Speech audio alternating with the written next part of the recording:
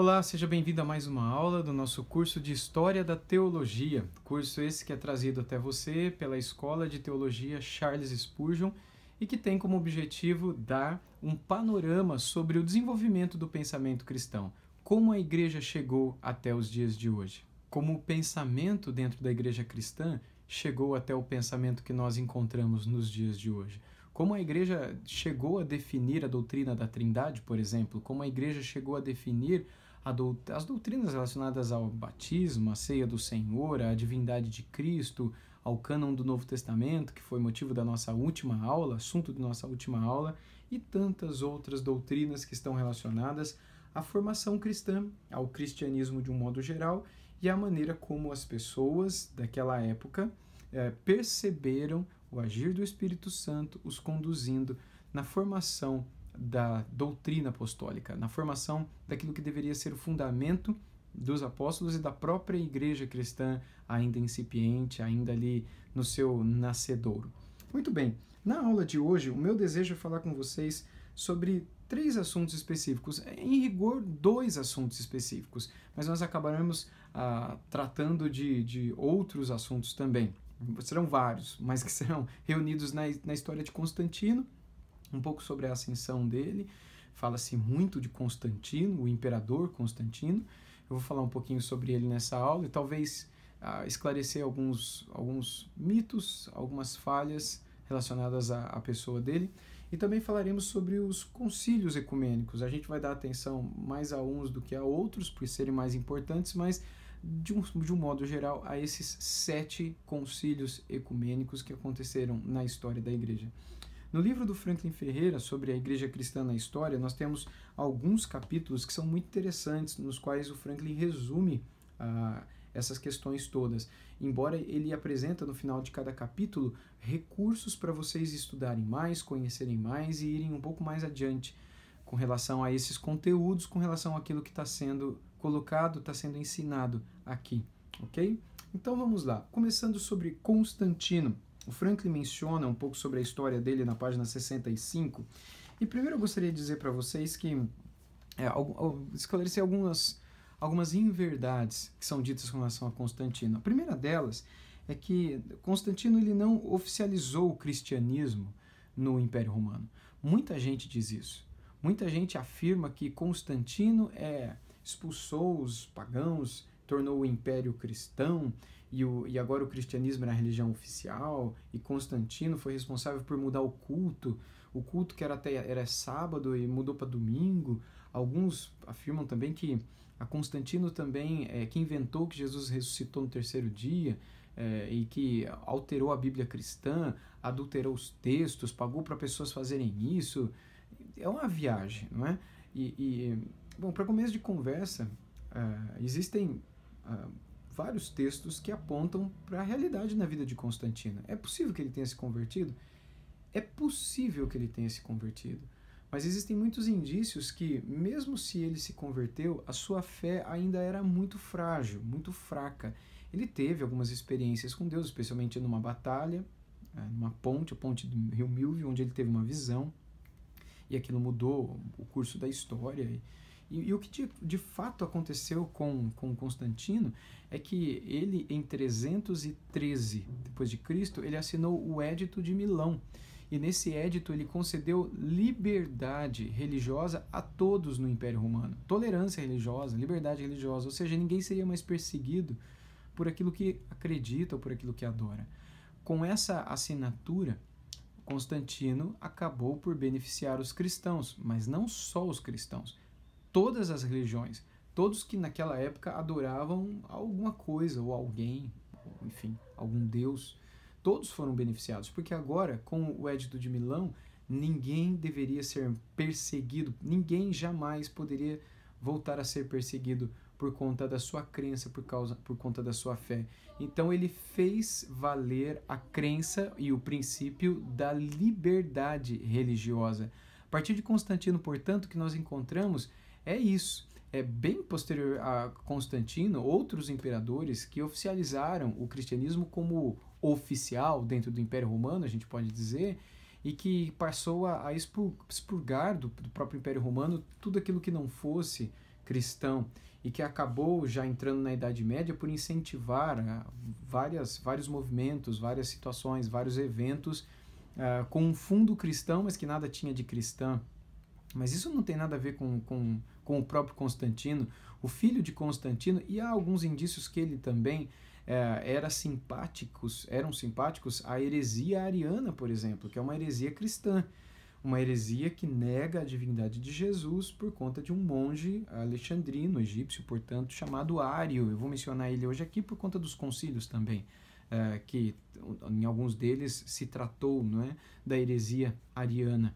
Portanto, Constantino não oficializou o cristianismo, ele apenas tolerou, ele apenas assinou um tratado ou um édito concedendo liberdade religiosa para todo mundo que vivia dentro do Império Romano, e automaticamente os cristãos foram beneficiados e agora não precisariam mais ficar escondidos, não precisariam mais ficar em cavernas, em catacumbas, cavando nas rochas, construindo cidades subterrâneas como eles fizeram na Capadócia, para se proteger, para se esconder, para sobreviver diante da perseguição. Agora o martírio vermelho não existia mais.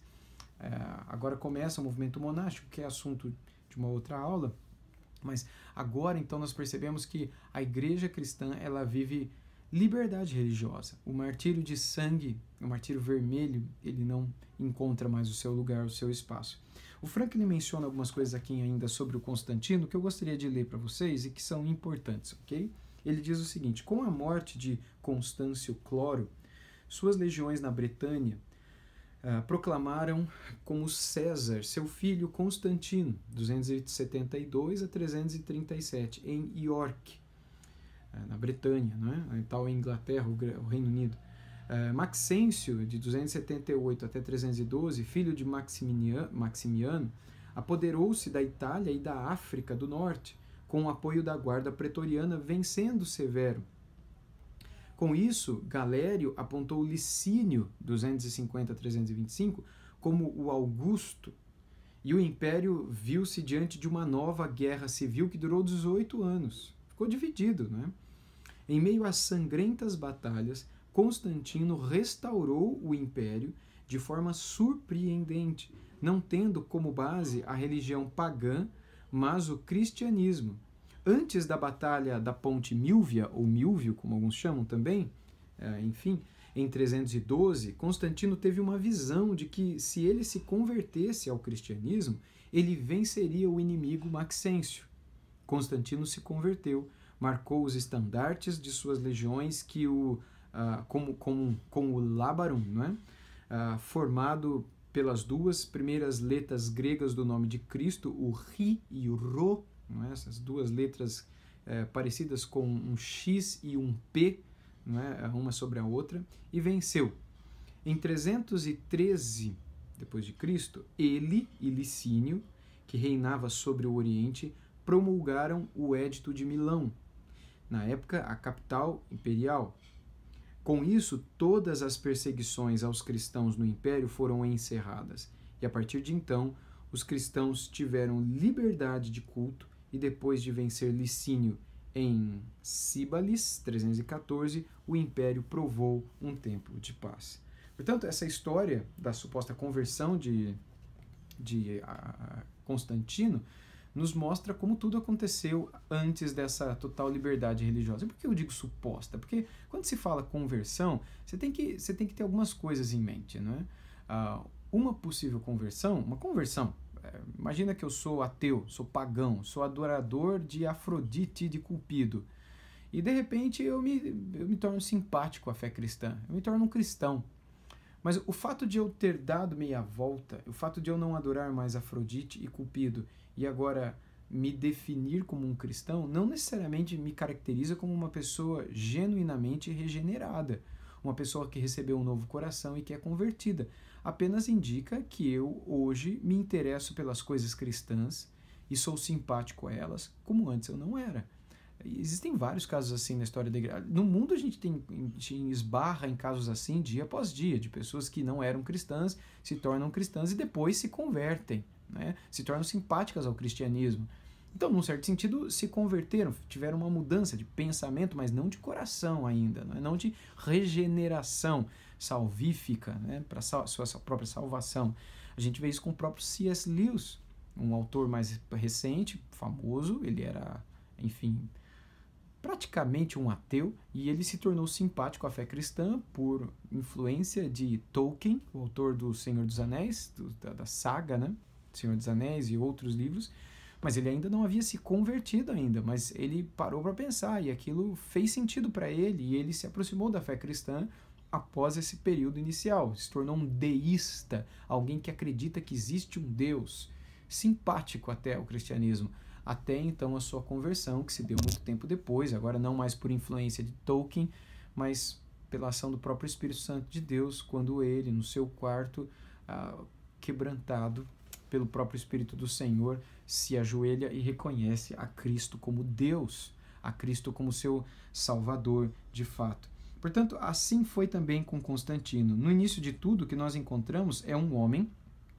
que tem uma mudança diante de uma visão, diante de uma experiência sobrenatural que ele experimenta numa ponte, no meio do nada, e aí então ele vai para uma batalha colocando no escudo, colocando em outros lugares, né, enfim, o símbolo daquilo que ele viu, e aí eles vencem a batalha, e então ele se torna um suposto cristão, e aí então ele concede tolerância religiosa em todo o império, mas ele continua batalhando e ele não vira um pastor, ele não se preocupa agora com as escrituras cristãs, ele não pede para ninguém mudar o texto bíblico, ele era um imperador, ele mal conhecia o que era texto bíblico ou coisas assim.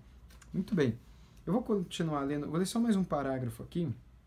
Agora o Franklin já vai um pouco mais adiante e nos mostra o período quando o próprio Constantino é batizado, né, e acaba se convertendo e sendo iniciado, digamos assim, na igreja cristã. Espero que você esteja entendendo a questão da conversão, uma primeira mudança de mente e depois uma mudança de coração, de fato, como acontece com muitos de nós. E aconteceu comigo também, período quando eu comecei a ir para a igreja e comecei a frequentar e me tornei simpático e convicto de que aquelas coisas estavam certas, mas meu coração ainda era duro para o arrependimento. Eu concordava com aquelas coisas e achava que fazia sentido. Para mim, eu era um cristão, mas o meu coração ainda era um coração de pedra para a santidade. Eu não me arrependi dos meus pecados, eu apenas concordei que o cristianismo parecia ser uma coisa certa. Até que então, alguns anos depois, Deus tocou no meu coração e eu reconheci a Cristo como Senhor, como Deus, como Salvador da minha vida. É mais ou menos isso que eu estou querendo dizer, eu espero que vocês estejam entendendo. Bem, no último parágrafo da página 65, o Franklin escreveu o seguinte: Ainda que tenha sido batizado pouco antes de morrer, a partir de sua conversão a Cristo, o imperador passou a ter deveres para com o cristianismo. Constantino deu apoio financeiro à igreja, construiu basílicas, concedeu privilégios ao clero, por exemplo, isenção de alguns impostos, instituiu leis inspiradas pela fé, protegendo crianças, escravos, aldeões e prisioneiros, promoveu cristãos a cargos importantes, estabeleceu o domingo como um dia de repouso semanal, devolveu os bens confiscados durante a perseguição de Diocleciano e lutou pela unidade da igreja. Não utilizou a fé cristã, mas serviu-a, e essa conversão mudou os rumos da igreja e da história do Ocidente. Então aqui a gente percebe que ao longo do desenvolvimento da vida de Constantino, houve uma aproximação, até que pouco antes de morrer ele chegou a ser batizado, e houve até mesmo certos incentivos e mudanças sociais, econômicas e outras por conta da sua progressiva mudança de mente. E que se levaram Constantino a tomar essas atitudes políticos-sociais aponta para uma mudança de coração também. Mas isso foi bem depois dele ter assinado o Edito de Milão e ter tido aquela primeira experiência na ponte do rio Milvio. Muito bem, esse foi um pouco do do Constantino. O Constantino, sem dúvida nenhuma, mudou a história do Ocidente, mudou a história antiga, por terminar um período de grande perseguição e de grande orientalidade, digamos assim, do próprio Império Romano. e o Império Romano acabou se tornando um pouco mais ocidental e ganhando uma outra cara após o Constantino e seus filhos também. Mas algo que eu quero destacar é que é no período dele e posterior a ele, ainda no mesmo século, né, que vários dos concílios ecumênicos aconteceram. E por que aconteceram? Por qual razão aconteceram? Bem, então eu quero começar destacando os dois principais. Eu vou falar dos sete concílios ecumênicos, mas eu quero falar dos dois principais em princípio, que são os concílios de Niceia e Constantinopla, que deram, por fim, até origem ao documento conhecido como Credo Constantino-Nicenopolitano, pelo fato de ter sido já agora uma junção tanto do credo, da confissão elaborada no concílio de Niceia, quanto daquela que foi elaborada no concílio de Constantinopla décadas depois, e agora formando um documento só como uma defesa, uma resposta para certas heresias que eram pregadas na época. Bem, o Franklin aqui ele continua apontando para algumas realidades desse período. Eu gostaria de ler alguns trechos para vocês também, para que fique claro algumas coisas. Então, em meio às crises políticas do Império, a Igreja enfrentou uma série de ataques contra a doutrina do ser de Deus e contra a doutrina da pessoa de Cristo, principalmente relacionada à divindade de Cristo. Será que Cristo é Deus? Maria foi mãe de quem? Maria foi mãe de um homem ou foi mãe de um Deus? Ok?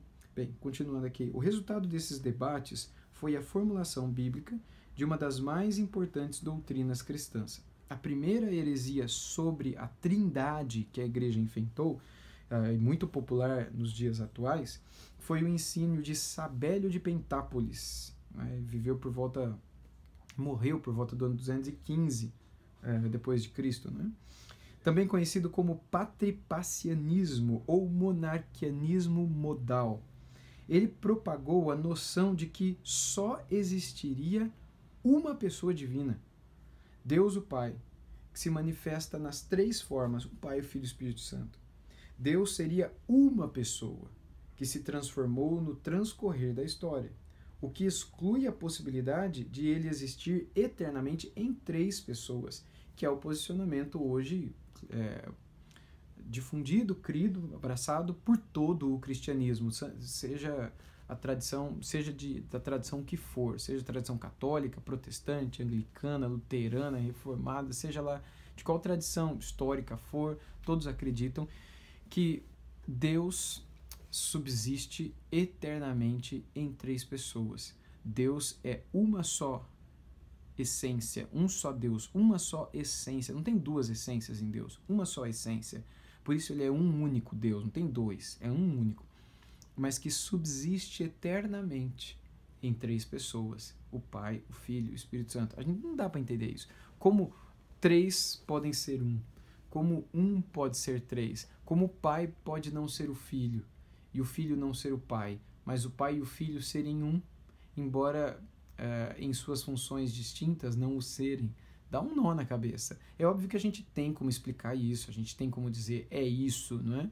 Mas não faz sentido para nós, porque no nosso mundo, na nossa física, na nossa natureza, isso não existe.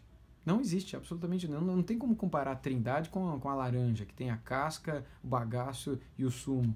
Ou com a caneta, que tem o tubo, a parte de fora e a tinta. Ou com o sol, ou com o ovo, ou com tantas outras coisas, ou com o aparelho 3 em 1. Tantas coisas que as pessoas inventam, não tem como a gente comparar Deus a nada. Ele é Deus e ele subsiste eternamente em três pessoas, e são pessoas que pensam, falam, sentem, agem e possuem funções diferentes, não só em sua existência e mundo e vida, mas também com relação à nossa própria história, a história da nossa redenção, aquilo que chama-se de economia da Trindade, ou seja, o papel de cada pessoa dentro da Santíssima Trindade. Bem, seguindo aqui, outra heresia estava relacionada a Paulo de Samosata, bispo de Antioquia e importante autoridade política no governo de Zenóbia, 240 a 275, rainha de Palmíria. Ele ensinou o adocianismo, presta atenção que isso daqui foi muito forte também na história da igreja, ou o monarquianismo dinamista, não o modal, mas o dinamista agora. Ou seja, Jesus seria um homem que foi revestido do Verbo divino e que, por ter sido deificado, seria digno de honra, embora não pudesse ser considerado Deus. Tais debates prepararam o terreno para a controvérsia ariana, a qual foi o principal perigo que a Igreja enfrentou, inclusive por causa dos desdobramentos políticos.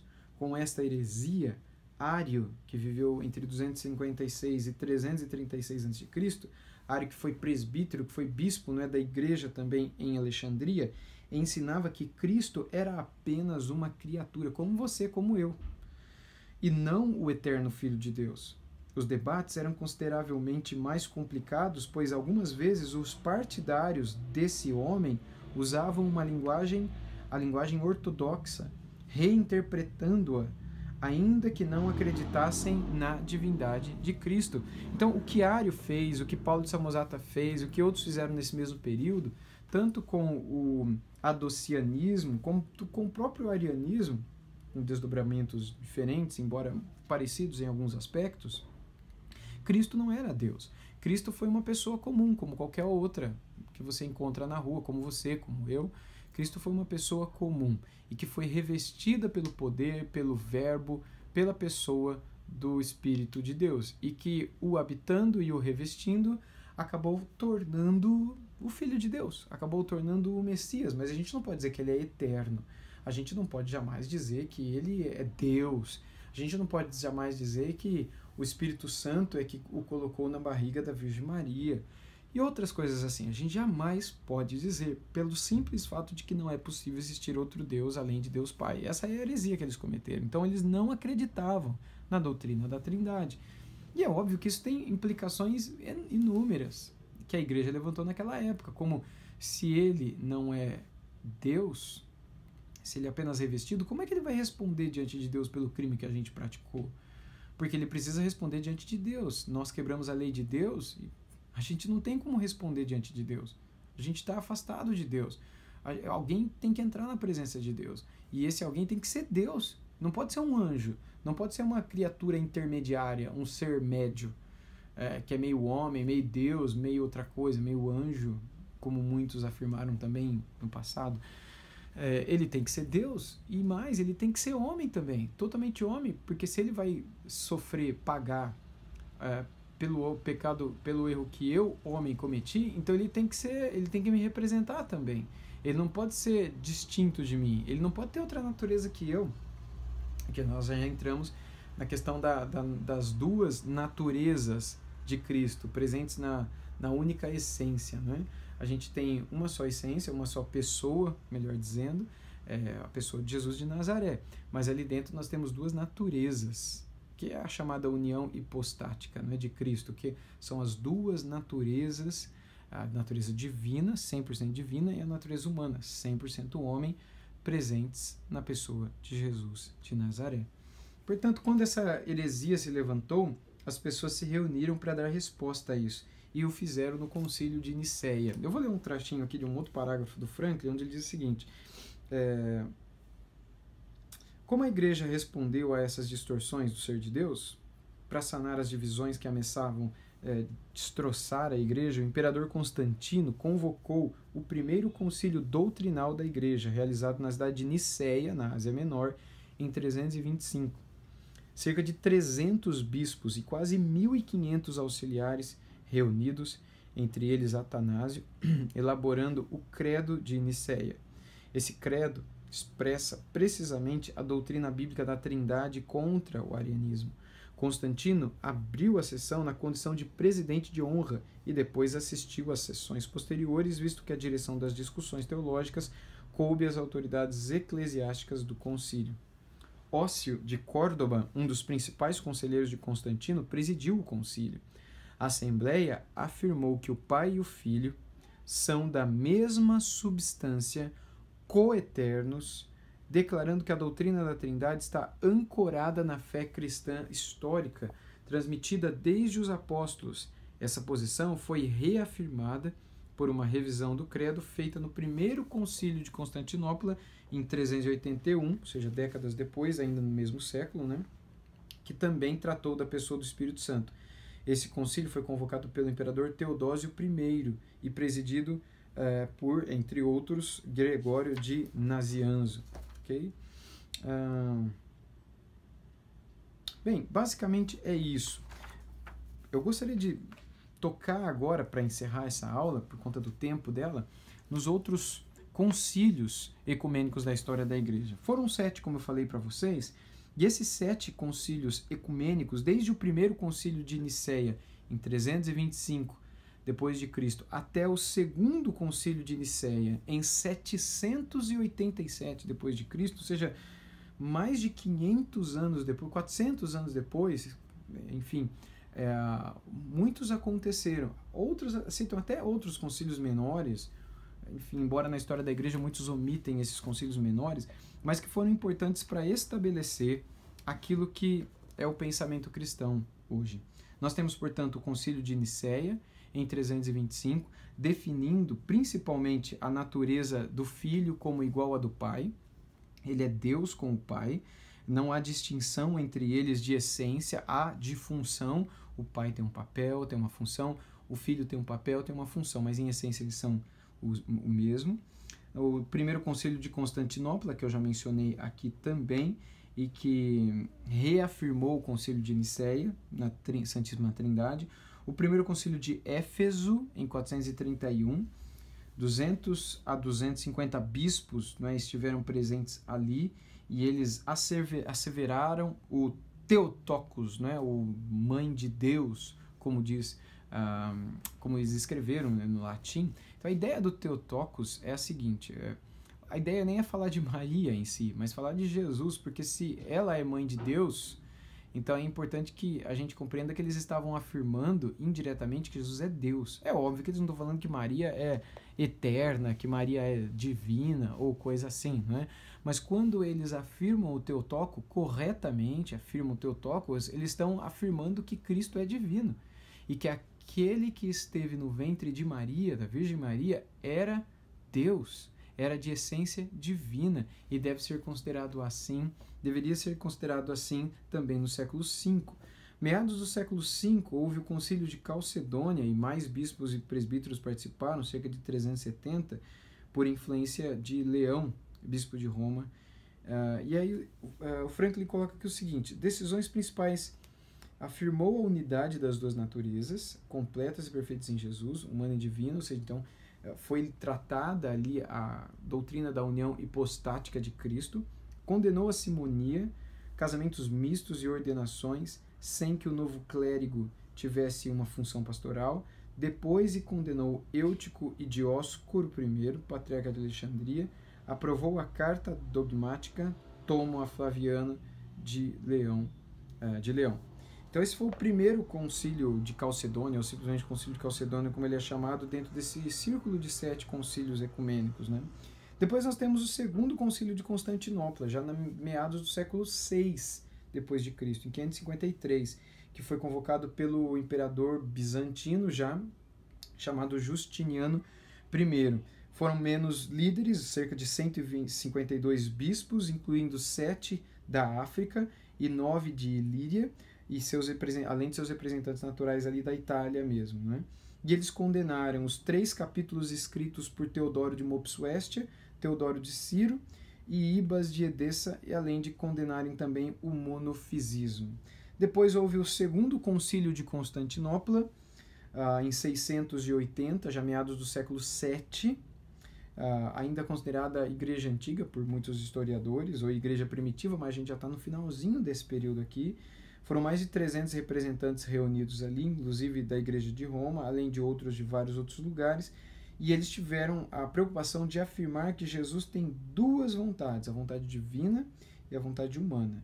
Eles condenaram o monotelismo, que ensinava que Cristo tem somente uma vontade, sempre a divina. E eles consideraram o Papa Honório como herético nessa ocasião aqui, que foi muito interessante. Em o segundo concílio de Nicéia, que foi o último, portanto, no final do século VIII, olha só, final do século VIII, 787 a.C., ele foi convocado por Irene, mãe do imperador bizantino Constantino VI, para encerrar a controvérsia iconoclasta. Reuniram-se cerca de 350 participantes, inclusive representantes da Igreja de Roma, e as principais decisões foram a aprovação da veneração dos ícones. Então, a partir daquela ocasião, veja, final do século VIII, foi aprovada a veneração das imagens, né, dos ícones, pois tal adoração não se dirigia às gravuras em si, mas aos que estavam representados nelas, recuperando com isso a união com a Igreja Ocidental, e condenou os iconoclastas. E ali, a partir dali, a coisa começou a degringolar, como a gente sabe, como a gente lê, como a gente acompanha em outros livros de história da Igreja. Muito bem, então nessa aula nosso objetivo foi ver desde o período de Constantino, no século IV, como foi a ascensão dele e a reconfiguração do cristianismo no mundo, a liberdade que eles tiveram, inclusive para condenar os heréticos e as falsas doutrinas, como eles se reuniram em concílios, alguns deles, principalmente os primeiros, os 4 primeiros grandes ecumênicos, né, muito bons, tratando de coisas muito importantes e necessárias, e alguns dos últimos, nos quais a gente acaba descobrindo onde nasceu muitas coisas que estão presentes na igreja hoje, como a veneração de imagens, a própria adoração de pessoas que já morreram, a veneração dessas pessoas, fazendo cultos a essas pessoas, culto a pessoa, culto a esse, culto àquela, no final do século VIII só. A igreja sobreviveu por quase 900 anos, sem jamais ter feito um culto em louvor a João, um culto em louvor a Pedro, um culto em louvor a Santo Antônio, Antão, né? Nunca isso, apenas a partir do século IX, ou final do século VIII, começo do século IX. Aliás, exatamente isso, é que essa prática passou a existir. E a gente tem que lembrar, baseado na aula passada, que foi a época em que a igreja estava sem as Escrituras. Que a gente agradeça a Deus por nós termos as Escrituras conosco.